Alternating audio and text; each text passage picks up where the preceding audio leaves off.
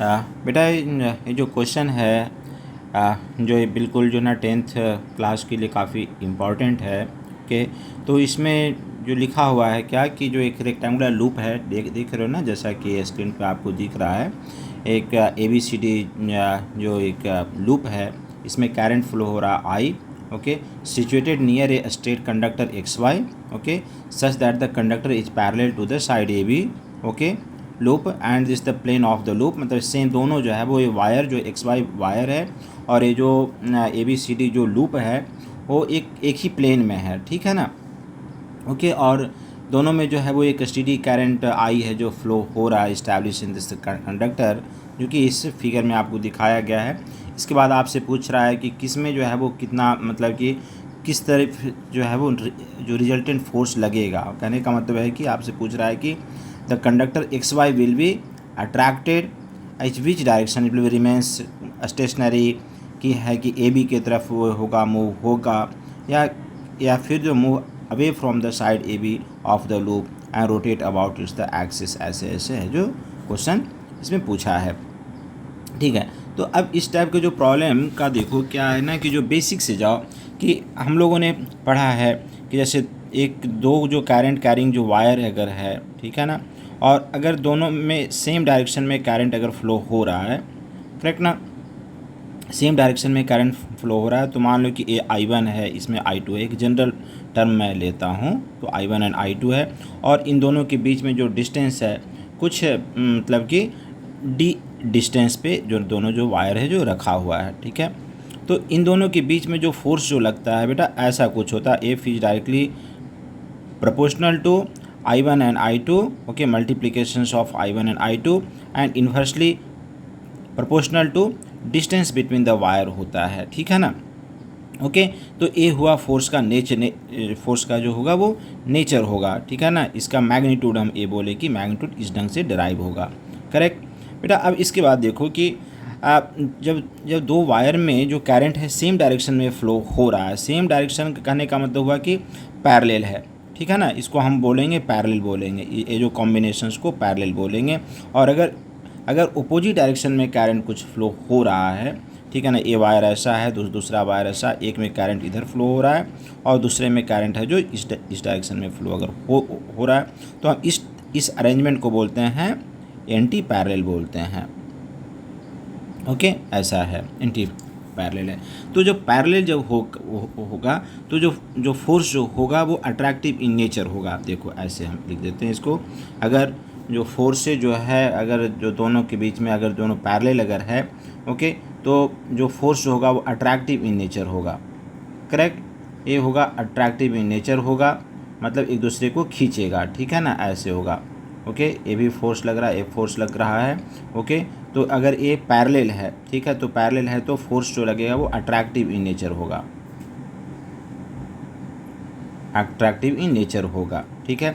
अगर जो दोनों वायर में जो करंट जो फ्लो हो रहा है वो एंटी पैरेलल हो रहा है, ठीक है ना, तो जो फोर्स जो होगा वो उसका नेचर होगा वो रिपल्सिव इन नेचर होगा,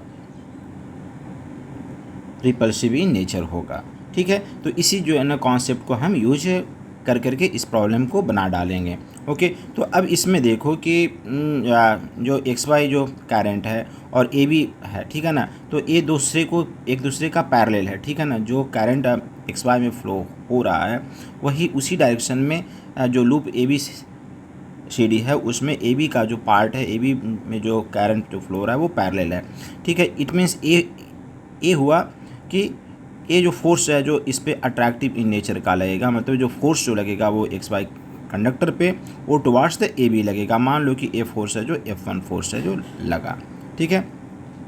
अब ये देखो कि दूसरा जो है वो पैरेलल जो वायर है, पैरेलल जो हिस्सा है इस लूप का वो CD है। इस CD में जो करंट है वो डाउनवर्ड है, ओके। और इसमें देख रहे हो कि XY में है जो अपवर्ड डायरेक्शन में करंट फ्लो हो रहा है, मतलब एक दूसरे का अपोजिट डायरेक्शन में है, मतलब कि हम ये बोलेंगे कि वो एंटी पैरेलल नेचर का है, ठीक है ना। तो इस केस में जो होगा वो फोर्स जो होगा वो रिपल्सिव इन नेचर होगा, मतलब कि एक वायर पे इधर लगेगा, दूसरा वायर पे ऐसे फोर्स लगेगा, ठीक है ना। तो मान लो कि इस जो है ना इसके वजह से CD के वजह से जो XY पे जो फोर्स लग रहा है वो कुछ F2 फोर्स लग रहा है, ठीक है ना, ओके। और जो कि रिपल्सिव इन नेचर है, मतलब कि CD से अवे फोर्स को लगेगा, ठीक है ना, ओके। अब ये देखो कि F1 एंड F2 है।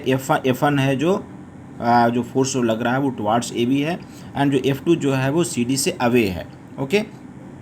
अब XY पे देखना पड़ेगा कि रिजल्टेंट फोर्स किस डायरेक्शन में लगेगा, वही डिसाइड करेगा कि वो XY जो वायर है वो मतलब कि होगा कि मूव टुवार्ड्स द AB होगा या move away from the AB होगा, ठीक है ना, ओके।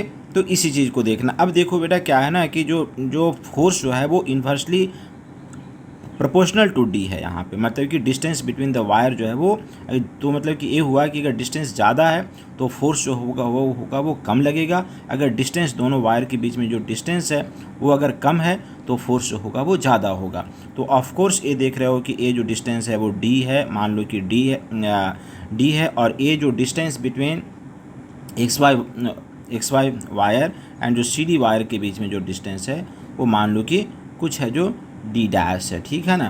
तो ऑफ कोर्स है जो D डैश जो है वो बड़ा है D से, तो इट मीन्स ये हुआ कि जो F1 जो फोर्स लगेगा, F1 जो फोर्स होगा वो F2 से बड़ा होगा, करेक्ट ना, ओके। और F1 फोर्स जो है वो टुवार्ड्स द AB है जो लग रहा है।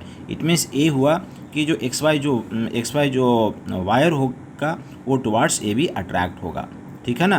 तो हमें नेट फोर्स जो होगा वो F नेट फोर्स हम इसके बोल दें, F नेट फोर्स जो होगा वो टुवार्ड्स AB होगा। तो हमारा आंसर इसमें जो आएगा, ओके, वो B नंबर ऑप्शन करेक्ट होगा, ठीक है ना। That's the move towards the side AB होगा, ठीक है ना, ओके बेटा। तो यही होगा इसका आंसर। अब कुछ बच्चे ये भी कंफ्यूज होंगे कि हम ये जो BC वाला हिस्सा और AD वाला हिस्सा को कंसीडर नहीं किए हैं। तो देखो इसको थोड़ा सा आप लोग के लेवल से थोड़ा सा ज़्यादा है, ठीक है, लेकिन बस थोड़ा सा समझ लो क्या है ना बेटा, इसमें जो करंट ऐसे फ्लो हो रहा है, ठीक है ना, ओके। जो XY वायर है ना, XY वायर है, और इसमें जो है ना आपका लूप में ऐसे इस ढंग से करंट फ्लो हो रहा है ना, ओके। अब ये देखो कि जो ABCD है ना ऐसे है ना, ओके। तो देखो कि ये इसके वजह से क्या होगा ना कि जो BC वाला जो हिस्सा में जो फोर्स जो लगेगा, ओके, वो BC वाला हिस्सा में जो फोर्स लगेगा और AD वाला हिस्सा में जो फोर्स जो लगेगा इक्वल एंड अपोजिट डायरेक्शन में लगेगा, ठीक है ना।